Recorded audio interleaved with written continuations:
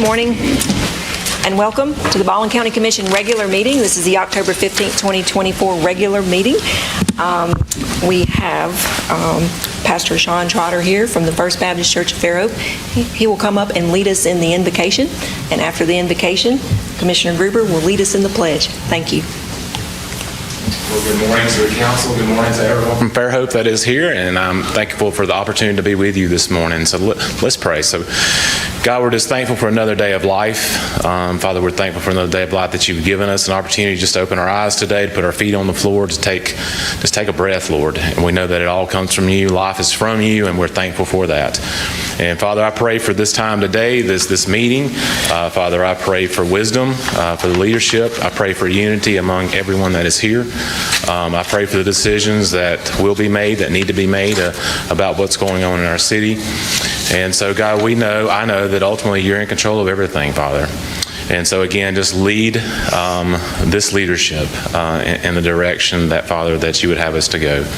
So, God, we praise you, we give you glory, we thank you for Jesus, and all these things I ask in his name. Amen. Amen. Amen. Please join me for the pledge.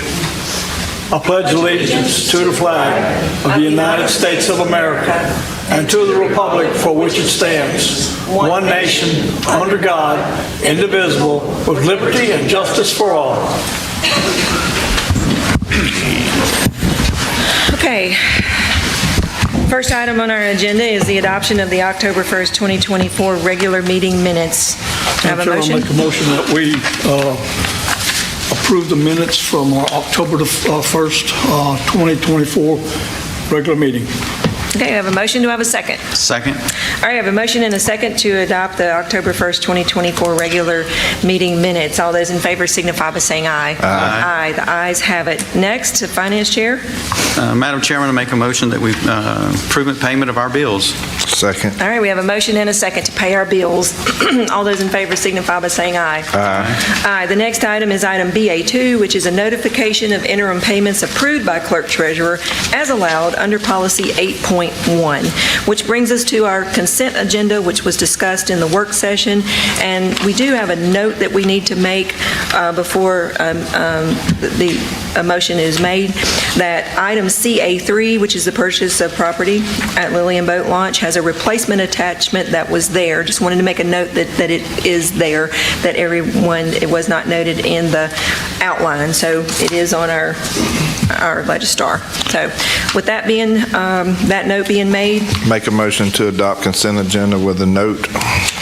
Okay. I have a motion. I'll second. And I have a second. Any questions? Hearing none. All those in favor signify by saying aye. Aye. Okay. That's going to bring us all the way down to, actually it's going to bring us down to page 4, and we have a presentation. And the presentation is for domestic violence. Who do we have here to? Okay, Shannon.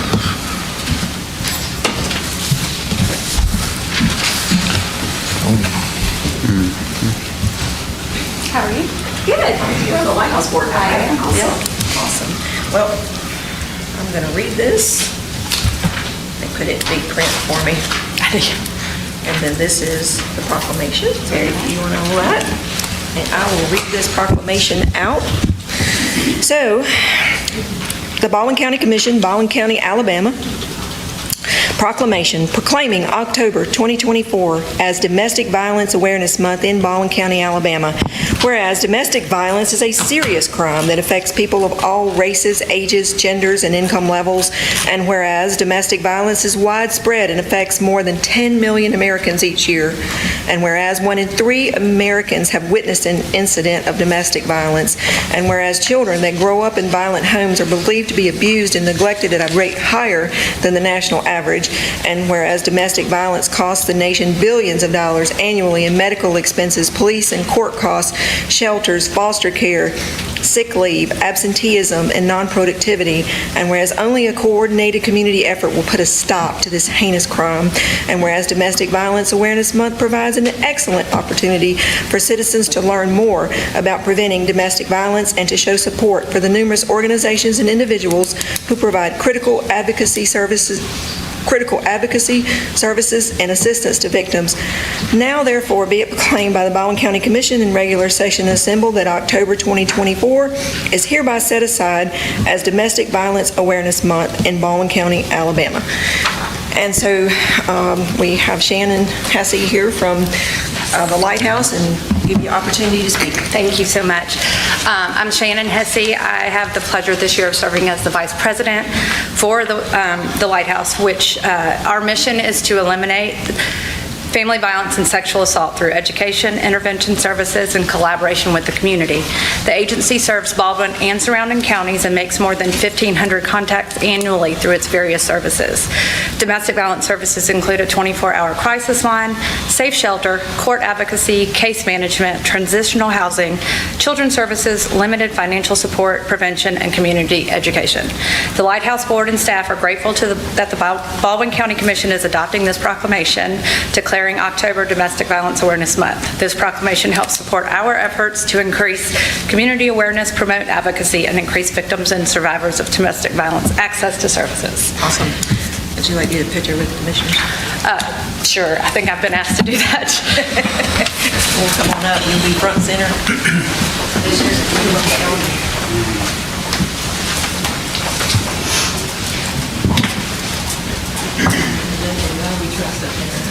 Really mark on the floor. How are you? Good to see you.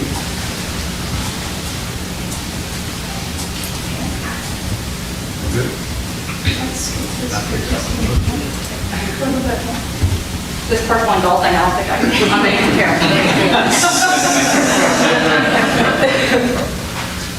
All right, 1, 2, 3.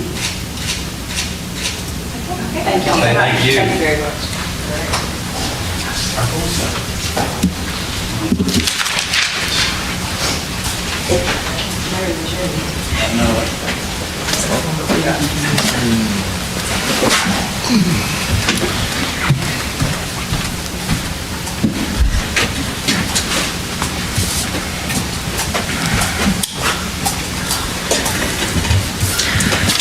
Okay, gentlemen, would like to make a motion to, Yeah, I'd like to make a motion for recognize Domestic Violence Awareness Month of October 2024. Second. you have a motion and a second. All those in favor signify by saying aye. Aye.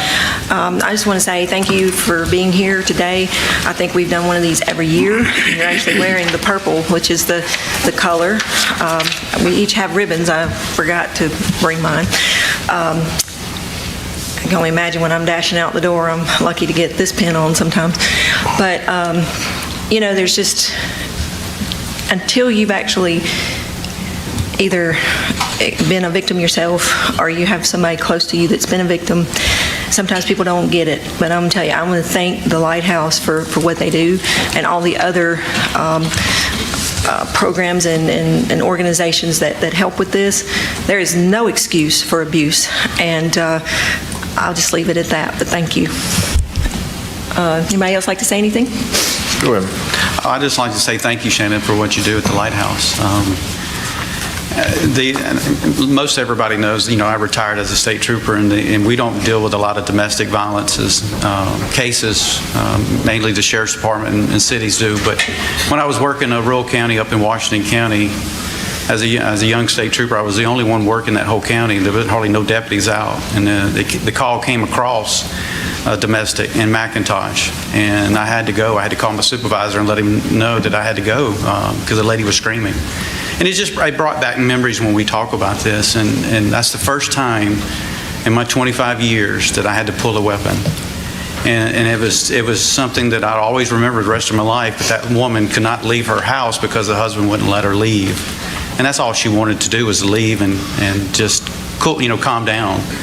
But I know what y'all go through and the victims, and I just hate it. So I just wanted to say thank you for what you do for the victims. So thank you. Thank you.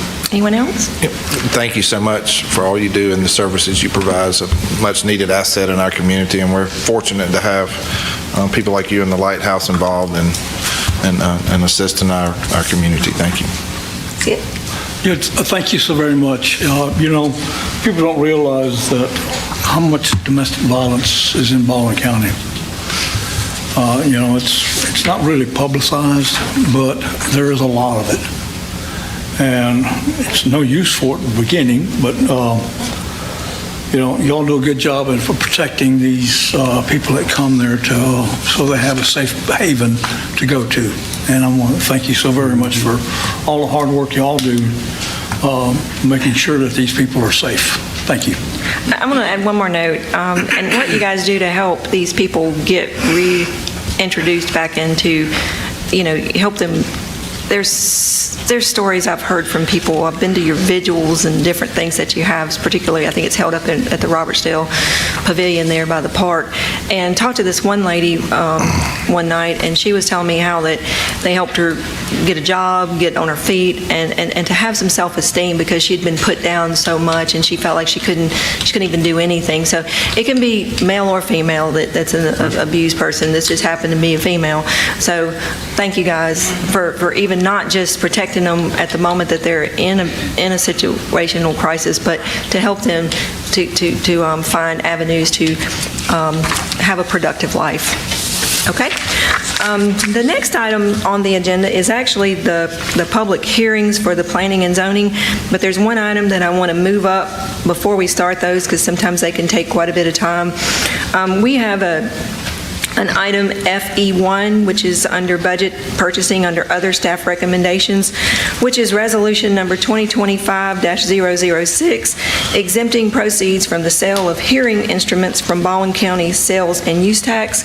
And even though this is not a public hearing item, we have with us today Representative Margie Wilcox, and I would like to give her an opportunity to come up and just talk to us a little bit because she is the one that wrote the bill and sponsored the bill for the exemption of hearing aid instruments in the state of Alabama.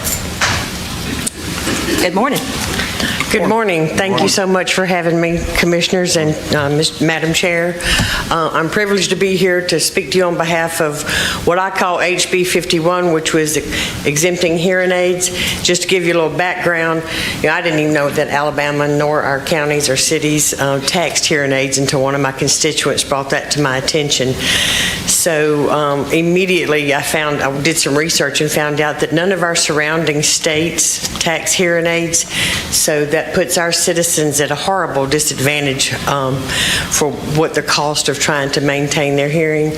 I found out through the Department of Rehabilitation that one of the top two reasons why our experienced people leave the workforce is due to hearing loss.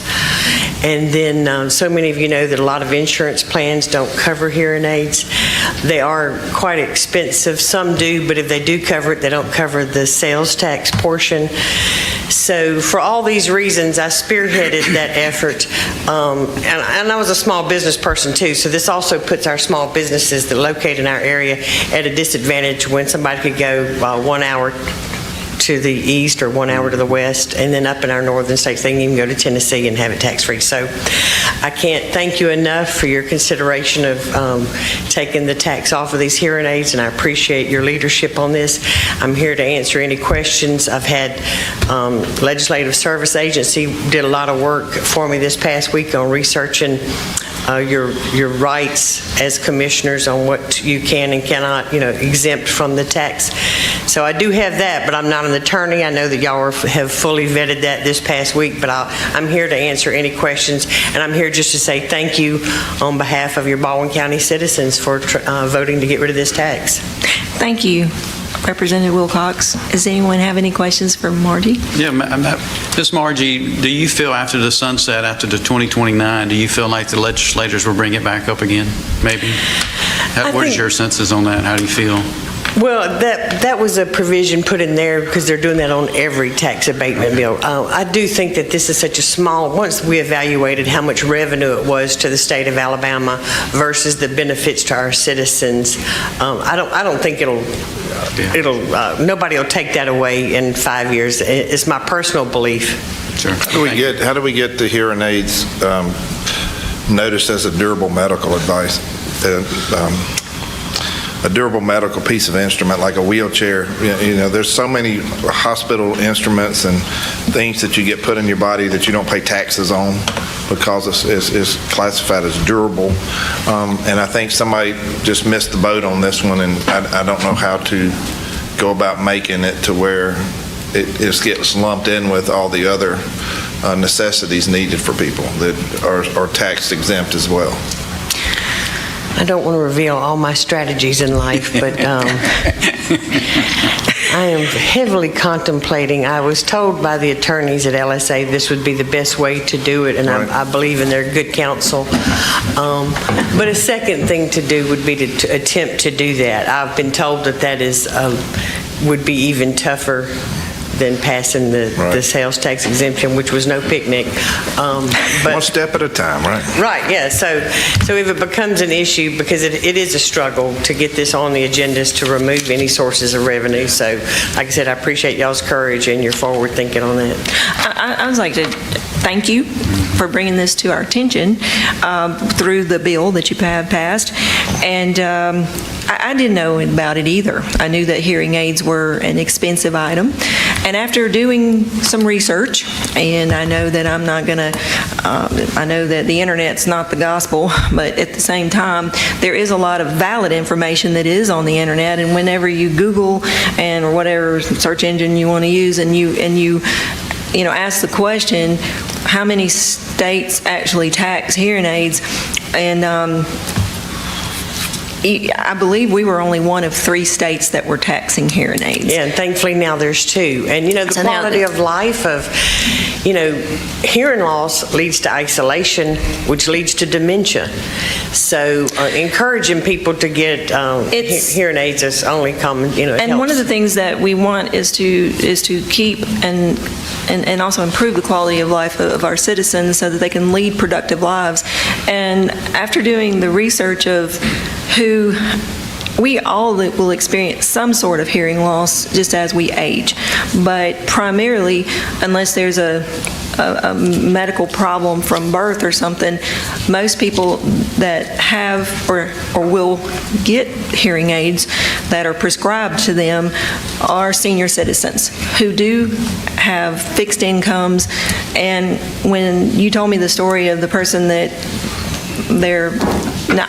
from my research, this might not be correct, but said that A and B Medicare doesn't pay for it, but if you have Medicare Advantage, it may, but if they're not paying the sales tax, that's hard, Hearing aids can cost anywhere from $2,000 to $4,000, but if you go to one of those companies that give you like lifetime, they can be up to $10,000. And so if the state sales tax was removed, that was 4%. The county sales tax can be exempt, that's 3%.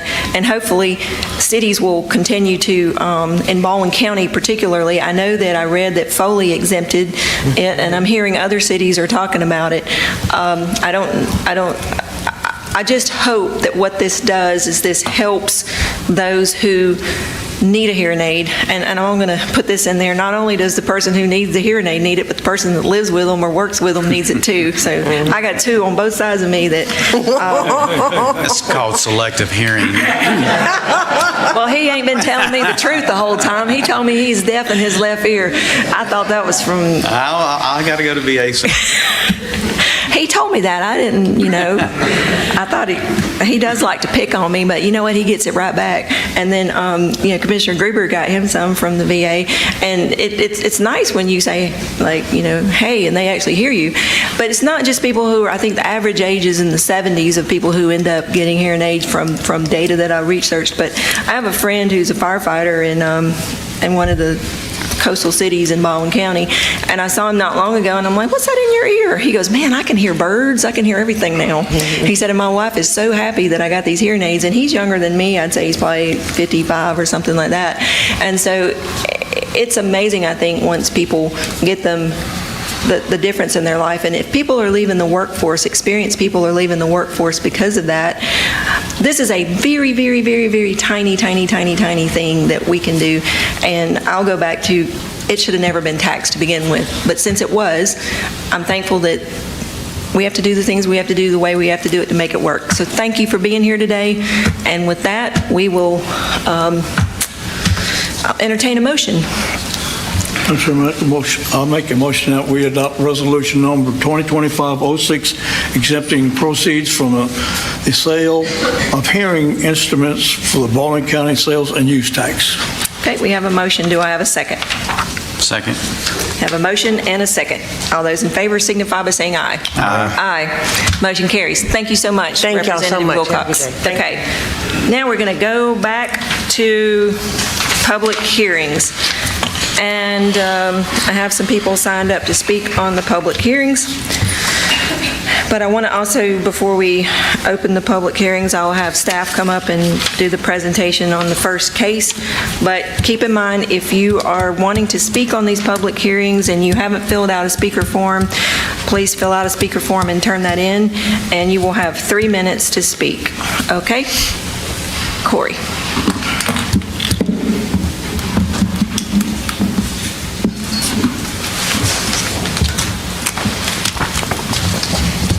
Good morning, Commissioners. Good morning. This is case PID 23-1, the eCovery property. The request is to modify the approved site plan for less parking, and staff's recommendation is approval. They're located in Planning District 12 and zoned M2, General Industrial District. The subject property is located east of Railroad Avenue and south of Black Divine Road in Robertsdale. The applicant is Goodwin Mills and Kaywood, and the owner is eCovery.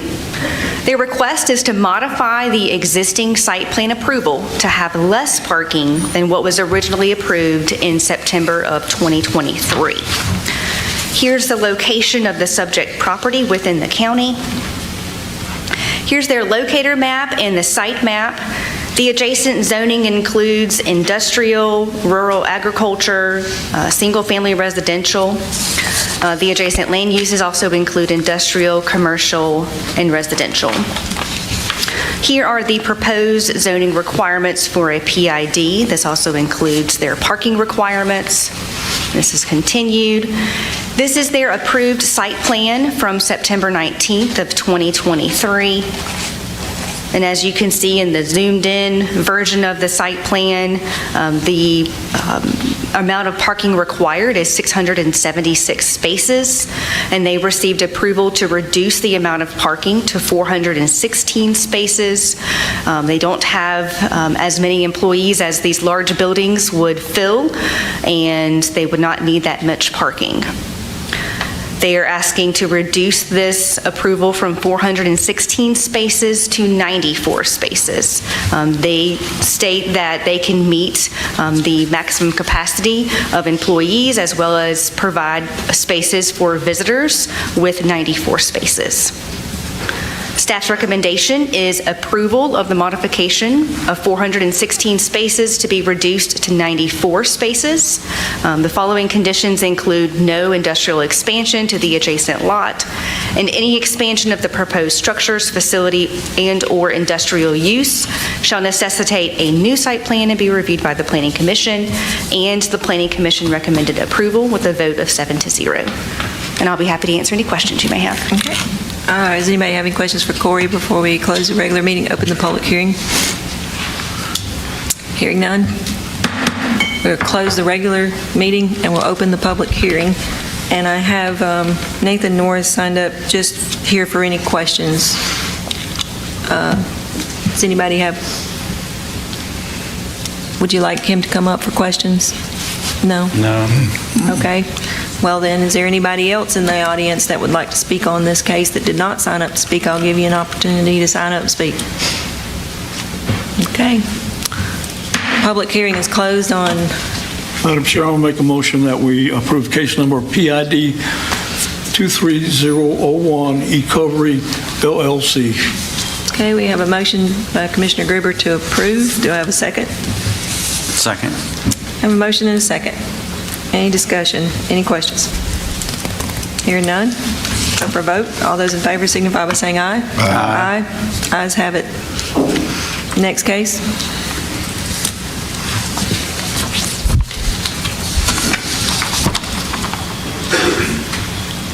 This is case D-2427, Corn Branch LLC property. The request is to rezone approximately 5.7 acres from RA to RSF1 for residential development, and staff's recommendation is approval.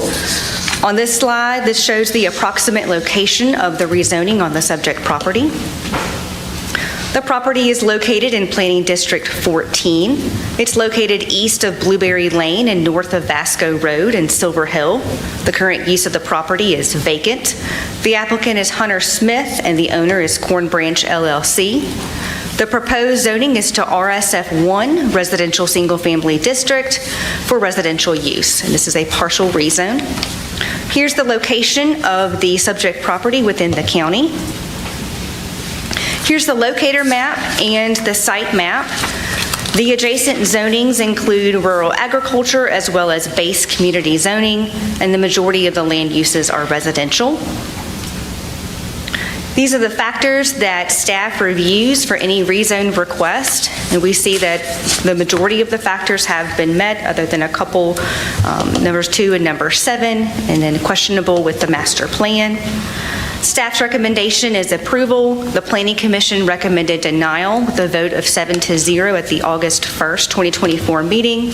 And they recommended denial based on the incompatibility of adjacent land uses and inconsistency with the future land use map. And I'll be happy to go over any slides or answer any questions you guys may have. Okay. Anybody have questions for Corey before we open the public hearing? No? Commissioners? Okay. We'll close the regular meeting and open the public hearing. I have 2 people signed up to speak on this case. First person is Hunter Smith.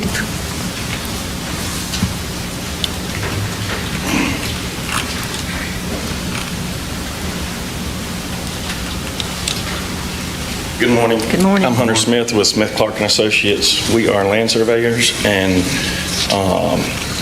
this project, the reason I think that the Planning Commission voted for denial was probably solely due on my inability to make the meeting for the Planning Commission meeting to explain what the purpose and answer any questions that they had about it, or any questions that the public had about it as well.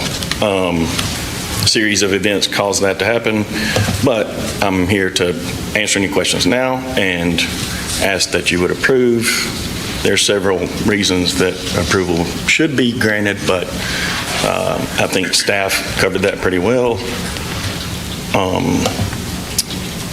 Current zoning would allow for 3-acre lots, and we're going for just over 1-acre size lots.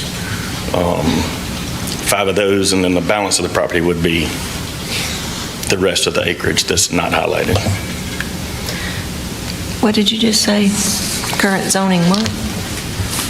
I'm sorry, I was trying to pull up a map. The plan is to create 5 1-acre plus lots.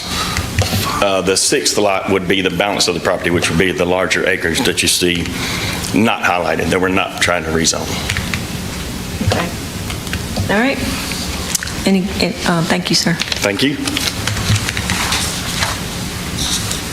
Okay, next, Amanda Moore.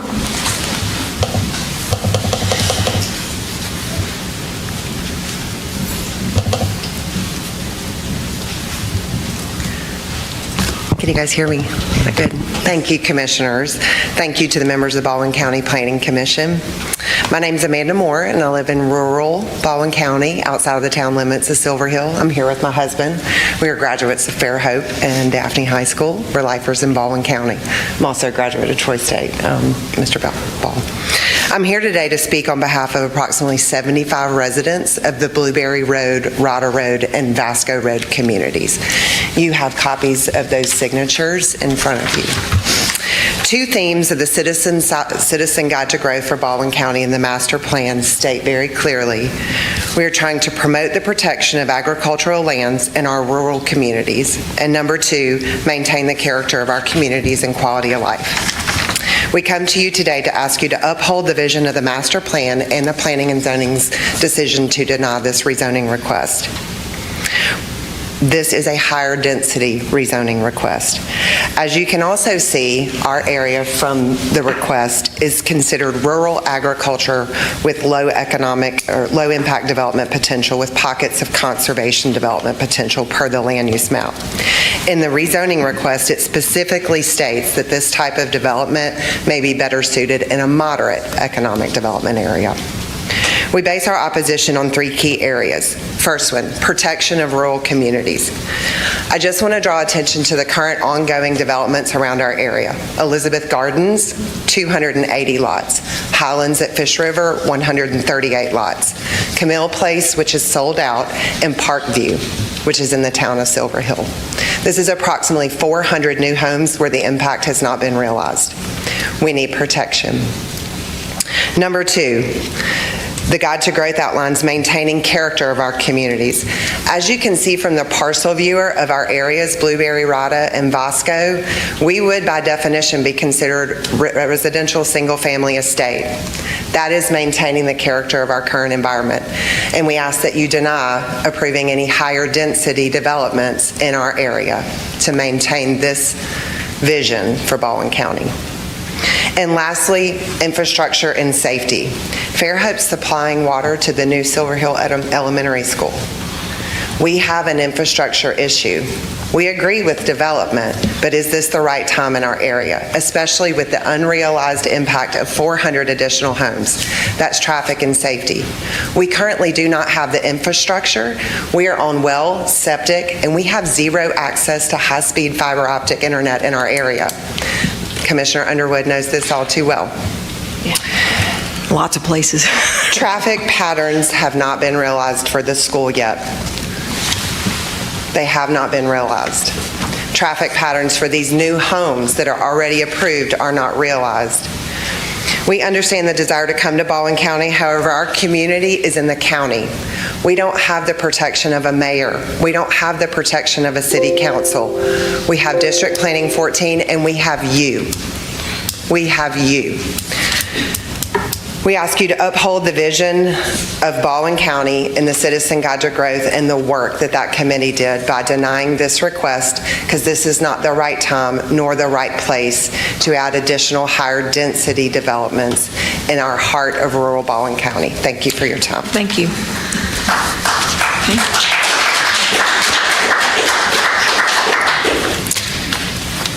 I had 2 people signed up to speak. Is there anyone else that failed to sign up to speak, but you wish to speak on this case? All right, nope. We'll close the public hearing. Commissioners, do you have any questions for Corey? So we're talking about 5 lots, basically? Yes. 5 1-acre lots.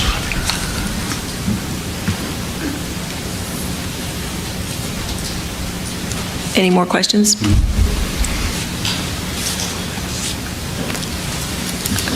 All right, well then I will call for a motion.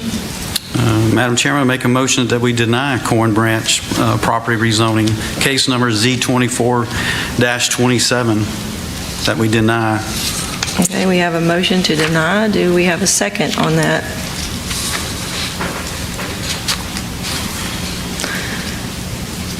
Okay. Motion dies for the lack of a second. I would entertain a motion, another motion. Is that proper? Yes. And Brad, my deny was not to rezone it, right? How I said it correctly? Yes, to deny the rezoning request. I want to make sure I said that correctly. Yep. Do we have a motion, a different motion? I'll make a motion to adopt staff's recommendation. We have a motion to adopt. Second. We have a motion and a second. Any discussion on the motion? I would like to say this is an interesting situation.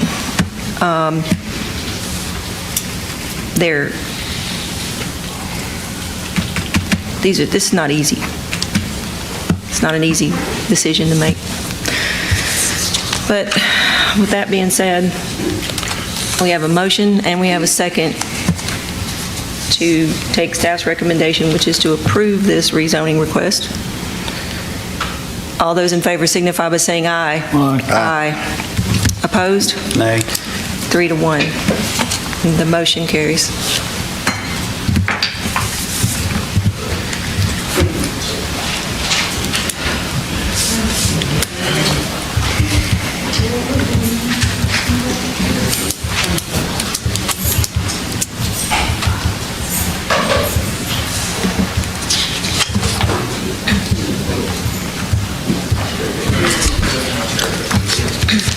Give them a second to exit the room and we'll start the next case.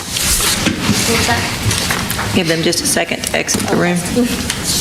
Okay, you may proceed. All right, this is case Z24-33, the Chadwell property. This is a rezoning request from RA Rural Agricultural to RR Rural District to construct a wholesale warehouse distribution center. The subject property is located north of US Highway 98 and east of Alberta. The property is currently vacant and it's approximately 20 acres. Again, the proposed zoning is rural district. Here's the approximate location in the county map. And here's the locator map and the site map. To the north, east, and west is rural agricultural district. And to the south is M1 light industrial district with industrial land use. These are the factors we consider for rezoning requests, and this request has met 9 of the factors. Staff is recommending approval, and the Planning Commission recommended approval with a vote 7-0. And I'd be happy to answer any questions. Okay. Any questions for Brittany? Is that right? What was your name again? Brittany. Brittany? Yes. Thank you. Hearing none, we will close the regular meeting, open the public hearing on the Chadwell property rezoning request. I do not have anybody signed up to speak on this, but I feel like a broken record for anybody out here that did not sign up to speak on the Chadwell property, but you now wish to speak. I will give you that opportunity. Nope. Okay. Close the public hearing. Commissioners? Make a motion to approve case Z24/33. We have a motion to approve. We have a second. Any discussion? Hearing none, we'll go for a vote. All those in favor signify by saying aye. Aye. The ayes have it. Thank you. You got the next one? Okay, thank you.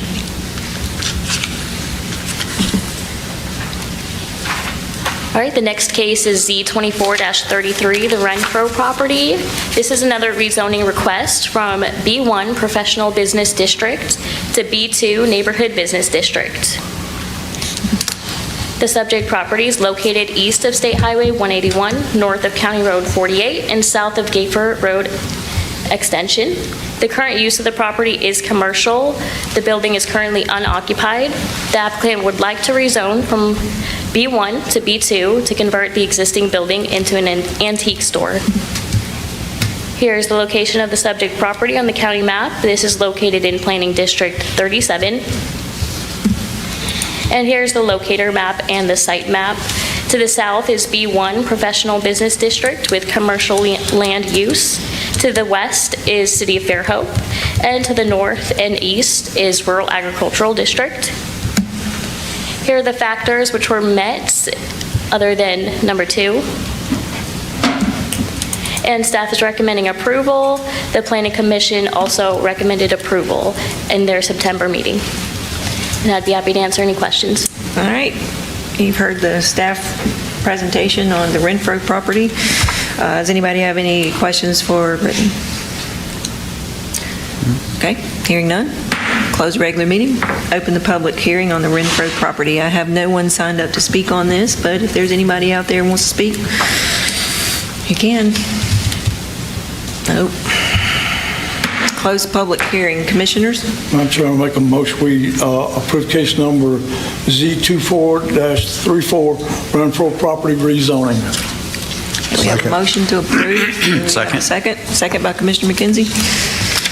All right, all those in favor signify by saying aye. Aye. Aye. Ayes have it. Thank you, Brittany. We are now down to other staff recommendations. We have discussion needed on item FA1. Roger, would you like to lead us? Yes, ma'am. As we've done before, as we get ready to change over from chairman to chairman, we met with Commissioner McKenzie. He just asked if there was a couple things to discuss about the meetings itself, but one of the things that we did get in discussion about, which would require the commission to discuss and make a decision on if you wish to change, is we're talking about how in some cases, as far as the difference, we've become very. It's been very nice that we've kind of streamlined and our meetings go very quickly, but obviously we have sometimes we're having a lot of gap time between the work session and the regular meeting. If you want to kind of close that gap a little bit, one recommendation would be move the work session to 9 o'clock. That way you only have about an hour, which based on the way we've been going for the last several months, that is still more than adequate time, but it would still give you enough gap in case we have more stuff we need to talk to during a work session.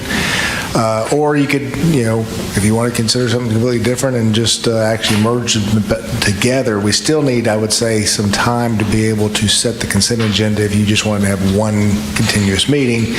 But that's the reason why we want to bring it in front of the commission and decide what your pleasure is, how y'all want, if y'all want to continue like we are, or just do something as simple as moving the work session to 9 o'clock. Just want to get your feelings on that, and of course, we'd take a change in the divisional resolution to change any of that, so that's the reason why it's on the agenda. Well, Commissioner McKenzie, you're fixing to be the chairman. What are your wishes? And that was the thing that Roger and Michelle and I knew we all talked about in our meeting, was that just to help the commission out is to do the 9 o'clock, to bump it up to 9 o'clock because of the some little gaps that we're having. Just to help out, and it helps us out if you live here in the South to get to Bay Minette. So that was the reason I wanted to, if it's okay with the commission, is to bring it to y'all and see if y'all care. Consensus on the 9 o'clock. I didn't, with me being first time being chairman, y'all got a lot more experience than I do, but I just didn't want to do away with the work session. I wanted to still have that. That'd give me some more experience and to talk about things that's going on in the county. So that's just what I wanted to, Okay. It's up to y'all. Well, you and Commissioner Ball and I were all at a class a couple weeks ago, and we heard a lot of different ideas about how different counties do different things around the state, and honestly, after hearing a lot of what I heard, we do pretty good. But I do agree that we often have a large gap. Matter of fact, there's been times when our work session only lasted 15 minutes or 5 minutes, I think. Maybe 11 minutes might be the record. So I think that staff does a fantastic job with preparing the agenda. And Roger, I'll commend you on sending us an email that tells us things that we really need to hone in on, although doesn't excuse us from looking at the entire agenda, and I do my best to look at the entire agenda. And I'm fine with leaving the work session in place right now, but I would love for us to look towards maybe not having a work session in the future, because when I heard the discussion about how, I believe it was Lee County, from where Roger reigns, did you come up with that, or did they come up with that on their own? There's a long story behind it. All right, I'll leave it. A lot of times we do things because it's the way it's always been done, but I think we've progressed a lot here. Baldwin County's not the same as it was. I say all the time, when I was in high school, we had about 85,000 people. I graduated in 85,000 people. I don't know if that number is exactly right, but it's close. And we're more than 3 times that number now. So a lot has changed, but I think that we have technology. We have a lot of different things that we have now that help. But I'm okay with that schedule. I would just hope that we would consider, doesn't have to wait a whole year if we decide that that we can streamline a little bit further, because I think what you mentioned was we would just need to set aside an amount of time to set the consent agenda prior to the meeting starting, correct? That is correct. And you know, there has been some talk about having just one consolidated meeting, which there's merit to that. The only thing that, about the 9 o'clock, that I think helps is, first of all, it bumps us back 30 minutes, which closes, it would definitely help the gap. Also, it helps us avoid school traffic trying to get here. The other part is that the only thing, because we are so consent agenda heavy, that's the reason why I'm still kind of, I mean, when Commissioner McKenzie brought it up, I was a little bit hesitant about doing away with it completely, because we do have to, you know, we have a large agenda to set. But the other reason why, when we changed it at the beginning of the last year, you know, we put essentially commission requests and the attorney's report, which usually goes to executive session at the end of the work session, was in case in any of those we had anything that came up that would require action by the commission, instead of having to wait to another meeting. So that way, it does give us a little opportunity. If those situations come up, it buys us a little time to go ahead and try to go ahead and get it ready for the regular meeting, which is the reason why I didn't, you know, I kind of like the idea of only having one, but I still think it's good because the way we are and the way we operate, that I think just if we bump back to 9, I think that's going to close the gap a good bit for us. And again, it gives us still that opportunity to act if we need to, if the attorney has something that comes out of executive session, or of course we have a commissioner's request that is something we can take care of that day instead of waiting another 2 weeks. Sounds good. All right, I make a motion that we adopt this resolution. I got a question first yet. You know, this is a two-part thing, and then it's, you know, the limiting the change time, and then also the department head meetings is also in this. Yes, so this are two separate motions. Yeah. Two separate ones? Yeah. It's two separate items, so if we go ahead and take care of that one. I was just taking care of the 9 o'clock thing first. Yeah, FA2 is the... No, it's in this one here as well. Yeah, it says it in there. It says It's in there, the very top one, it says to number 1. eliminate or something. Yeah, we're going to separate it out. We're going to talk about the meetings, and then we'll talk about the department head meetings second. Okay, so for this is just strictly to move the work session to 9 o'clock, and the regular meeting would stay at 10 o'clock. Yes, ma'am. And That's right. just a note on that. I know you don't really care, but I'm going to say it anyhow.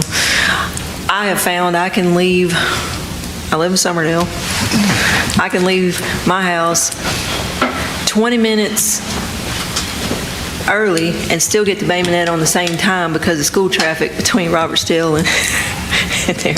So when y'all see me wheeling in at 8:20, it's because I made the decision to wait 20 minutes and not have to sit in traffic. So it's probably not a great gamble that you should take, because twice there's been an accident, not me, but I had a detour and I didn't account for that time frame. But nonetheless, for those who live by that rule, this will help. So I believe I was about to get a motion. Do I have a motion? I make the motion that we change the time to 9 o'clock. Okay. Do I have a second? Second. All right, we have a motion and a second to change the work session to 9 o'clock, keep the regular meeting at 10. All those in favor signify by saying aye. Aye. I believe that's unanimous. We'll make that change. Okay, now the next item. Second consideration of the division resolution is not to have the quarterly department head meetings as what we call officially called taking minutes, the whole 9 yards type meeting. If you decide to do that, there's the next item after that is to actually still set a policy to still require those meetings to be held. I think they're very valuable. I think they're very helpful, but it makes it a little less formal than having it as a set commission meeting. But we still establish, so in other words, if you take that out of the divisional resolution, we do request that the policy get passed, because we don't know who's going to be here on the long term. I think it's very valuable. I think one of the reasons why you see the meetings running so smoothly is because of how well, even though Frank reports directly to you, I report directly to you, we don't report to each other, we work very well together, we make sure our departments are working very well together. I think still having that as a quarterly meeting and making it making it as a policy to make sure it's still in place, lasts beyond just us being here. I think it's very valuable. I think it's one of the reasons why you're seeing the meetings run so much smoother now than they've had in the past. I thought it was us. I'm kidding. And we're not getting rid of them. It just makes it to where we don't have to be. Well, it does say, when you say eliminating, that means getting rid of. So that means you're eliminating the commissioner's role in the department. The minutes and all that. The open public meeting. But we can still Yes. go there, we just don't deliberate. If you're not going to have them, that's eliminating them. Yeah, we're still Not wanting going to have them quarterly, that's eliminating them completely. from the divisional resolution. From the divisional We're making it a resolution. part of the commission policy that they are still held and they're still required to be held. Still a requirement. It's just a more It's of a. not in the yeah. divisional resolution.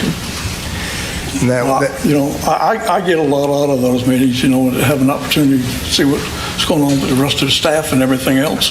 I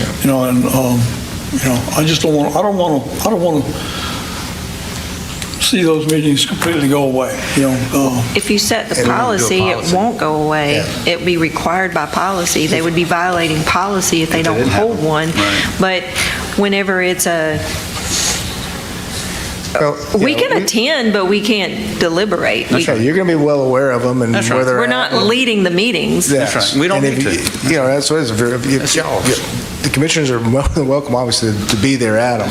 The only thing is, if you end up having a quorum there, we just have to make sure that there's no deliberation, and also that we, as a staff, do not start talking about something that we know we're about to bring to you. But as far as the day-to-day operations, a lot of things what the meetings are about is some of the day-to-day stuff that are not commission-level type topics or things that are going to come to the commission.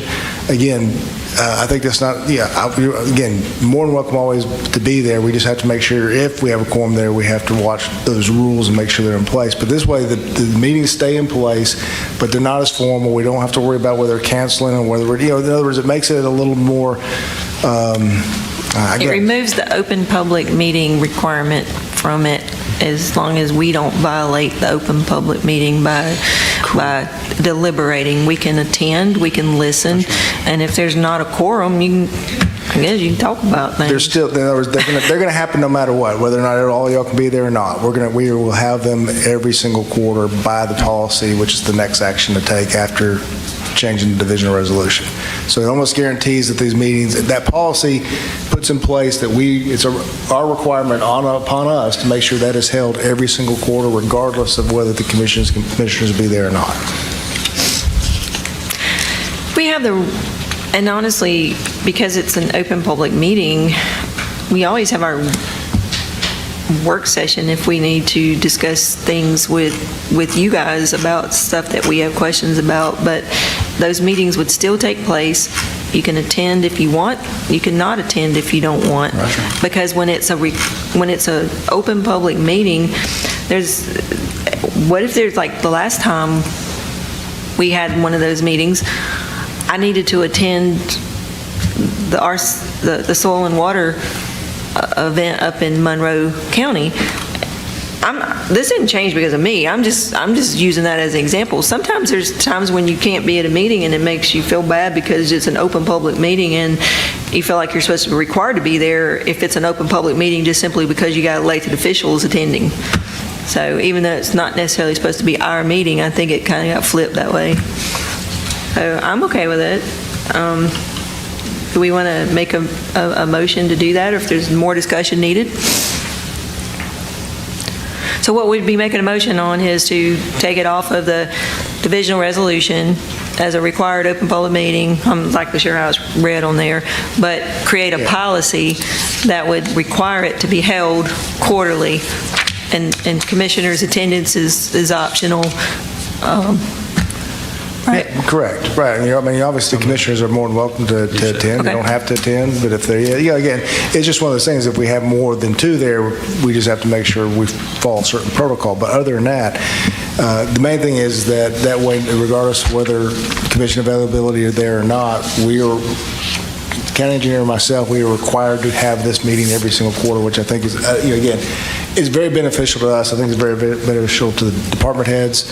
And again, I think with the way the structure's been working, that meeting has become very helpful to make sure we're all on the same page and not, Basically, again, it's just, this is for your consideration if you want to do it this way. Well, I thought it was awkward that we had a meeting and we ended up going, I wasn't there, and we ended up going into executive session over something, because I didn't really think that was a meeting that we were necessarily required to be there, although I guess if it was in our divisional resolution, then we're required to be there. Well, we wouldn't be doing that under this. It's not a call meeting. All right. It's not our normal attorney. Our regular attorney did call me and inform me, but I was kind of like, huh? All right, so do we have a motion? I'll make that motion. You did? Okay. Commissioner McKenzie made a motion that Second. we make that change. Have a second by Commissioner Ball. All those in favor signify by saying aye. Aye. Opposed? Nay. Okay, 3-1. We'll make those changes. All right. That's it, isn't it? Put these glasses back on, make sure.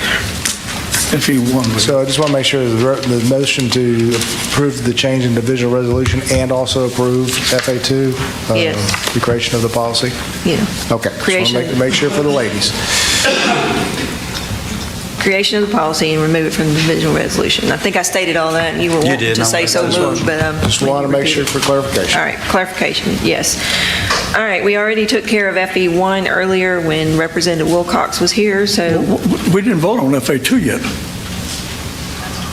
we just did. You said you didn't agree. No, that was for, I thought we were still on FA1.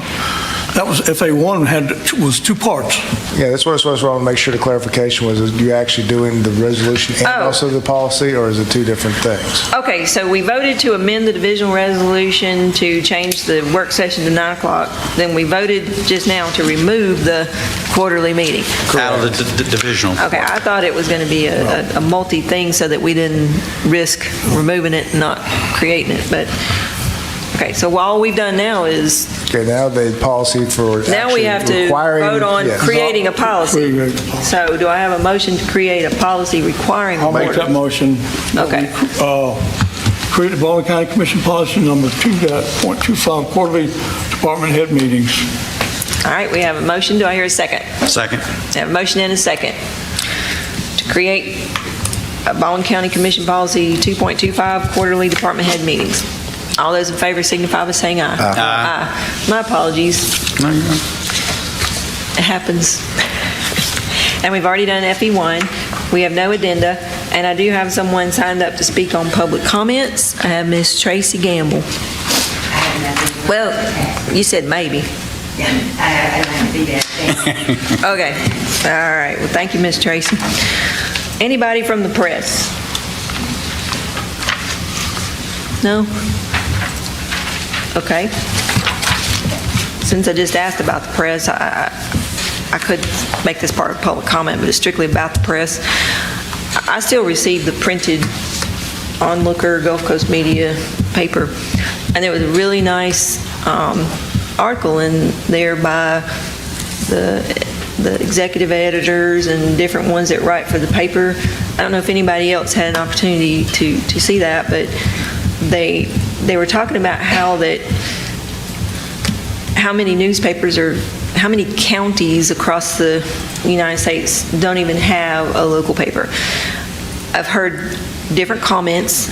People say, well, the only thing in there is the want ads, or the only thing in there is the public notices, but there is a lot of good information still in there. It is still worthy of you get 2 papers a week and it's only like $50-something or something, but so it's very inexpensive compared to a lot of things, but there are stories to be told that are told in these local papers, and that was the point that I read from these people, and they all made a point of talking about how they try their best to get things right. So I would just encourage people to encourage the people who are still trying to make these happen. There's always bad apples out there that don't report the right thing, but there are a lot of good people. So there are a lot of stories to be told that are about our culture, about different things that go on. Matter of fact, there was a story in there, and Frank, you might help me with this. There was a young lady named Gilligan from Bay Minette that just, she did the boat paddle or something all the way down the rivers or something, and she won something. And I recognize that name simply because we just did the interpretive center up at Live Oak Landing, and I wouldn't have known that.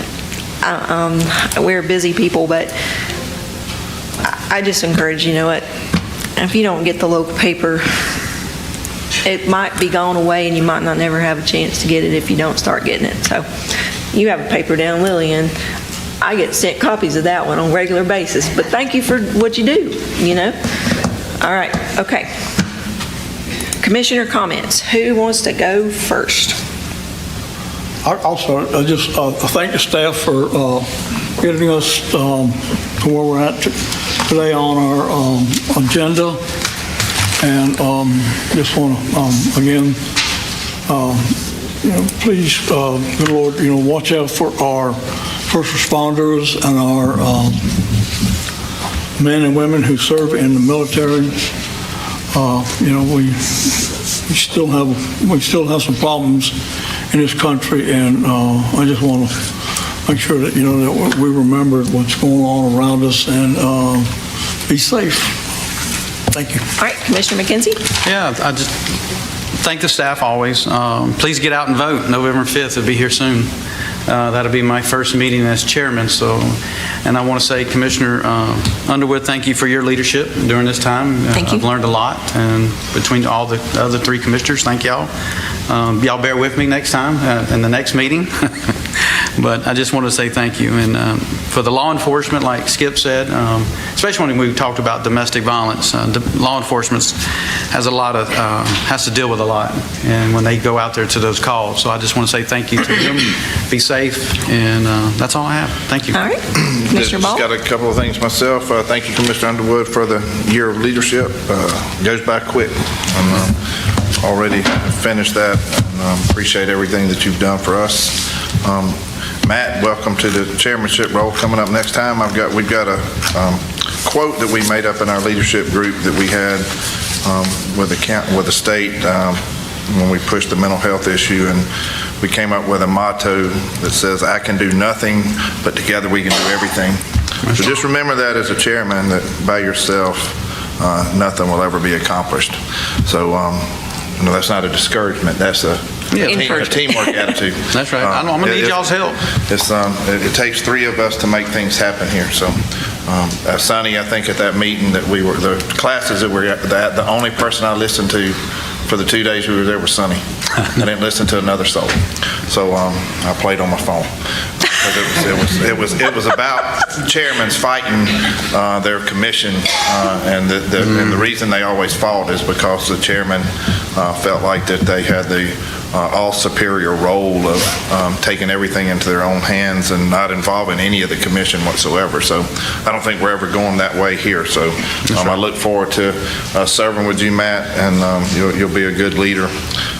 We went and toured had the groundbreaking for the Baldwin Preparatory Academy, the other day, ribbon cutting, and what a fantastic facility that we have partnered with the Baldwin County Board of Education. I've never seen anything like that in my lifetime, and if I was a kid again, I'd try to get into that school just as quick as I could, because it's a great looking facility, and the students there are just top notch. And missed you there, Commissioner Gruber. You missed a good breakfast put on by the kids there. So yeah, I had to go to the Mobile NEP meeting. That's right. I remember that. So something else I was going to talk about, but we still got. I don't think anybody still grasps and wraps their brain around the hurricane victims in the Carolinas. That's right. They're not going to speed back from this like we do sometimes. This is going to be decades probably before everything gets rectified there, and a year or two before roads even get patched and rebuilt, and there's people that still have nothing. And like I said at the last commission meeting, anytime anybody sees these donation boxes around in these churches, I mean, there's people carrying stuff as far as they can get it, and then it's still having to be airlifted and dropped into certain areas for people who are without everything: power, water, food, and stuff like that. So places like Florida and stuff, they get hit and a lot of people impacted, but they've got the resources to bounce back.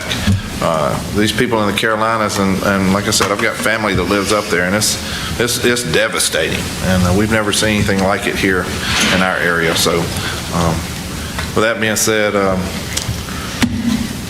I'll pass it over to the All right, outgoing chairman. this is my last meeting as chairman during this term. It's been my pleasure to be the chairman of the commission. And as we've already mentioned, the class that we attended, tried to go to that class several times, and due to COVID and other things, it kept getting canceled. But the name of the class was Roles of the Chair of the County Commission. So it wasn't just the roles of a chair of any type of meeting or organization. It was strictly the roles of the chair of a county commission in Alabama. And we get questioned many, many times about the way that our structure is. And I want to say that I learned, I played on my phone some, but I only had one phone that would halfway work in that basement, so Jeb had different service than me. So that's one way to make me pay attention, is if you don't have any service. I think they put down that basement up in Prattville at the Marriott on purpose so that we don't have any service. But so I just want to say that it was either listen to them or get in trouble for not listening. So I listened to a lot of the other, they brought in a lot of chairmen, and they also brought in people who were different roles, and they even brought in the lawyers in there. They brought in a lawyer, yeah, that Webb guy. And so listening to some of the other ways that things are done around the state, I think we got it right here. This gives a very democratic way of being able to handle things. It gives each commissioner an opportunity to take the role as chairman. And what was emphasized more than anything, like Jeb said, was that the chairman's not the quarterback, we're all the quarterback. And we do lead the meeting, we do sign the official documents because someone has to, but you can do nothing by yourself. You can't do anything by yourself. This is a team effort. And so I did listen to, there was one example, if I said it, you'd be able to know what county it was, so I won't, but they had a local legislative act that created a full-time chairman, and, well, I'll just go ahead and say it. I won't say what county, but they had a local act that created a full-time chairman, and that full-time chairman doesn't even have to ask the other commissioners or anybody. So let's take the two executive senior positions we have here, which is Roger and Frank. And those of you who've listened to the previous part of our meeting, these guys are working together great. That's by the grace of God that we got people that work together. We work together pretty good. But that chairman of that county, by an act, has the right to just hire and fire that person with no consideration of what anybody else would think up here. And I feel like that the way we work together so well, my sport was basketball. Unless you're out there playing one-on-one in your neighborhood, that's a team effort. You know, you got your point guard or whoever, and that's really all the chairman does. But, sorry for my analogy, it may not even be the right one, but that's the way I think. Okay, enough of that. Thank you guys for all that you do. The staff, you guys are, they told us, one of the persons that came in there was a city manager from Pelham, Alabama. She's a great city manager. And her biggest point she was telling us was hire competent people. And I'm so thankful that we are able to do that. I have to trust you guys. And I've told y'all that many, many times. And so I'm not the one that needs to go out here and figure it out, but I need to hire people who knows how to help me figure it out, and I appreciate that. Mentioning North Carolina, I mentioned before that Black Mountain Youth Home, the director of the Black Mountain Youth Homes in North Carolina, grew up here in Baldwin County. His parents were the Boys Ranch directors here in in Summerdale, over in Summerdale. The Harmons, his name is Jimmy Harmon. He and his wife, they're from Baldwin County. It's bad. That is a fantastic organization. It's a beautiful part of the country, and the only way they're getting supplies in there right now is helicopters bringing it in. And Elon Musk is giving them internet access, and he told his dad the other day, and his dad told me, so I'm not talked to Jimmy myself, but he said there was a double rainbow. And he said when they come in and dropped in supplies, he told the children, he said, there's your pot of gold. He said, God's got us. That's what that rainbow means. So anyhow, with that being said, thank you guys. And this will have a motion to adjourn. Motion. All right, move. See you guys next time.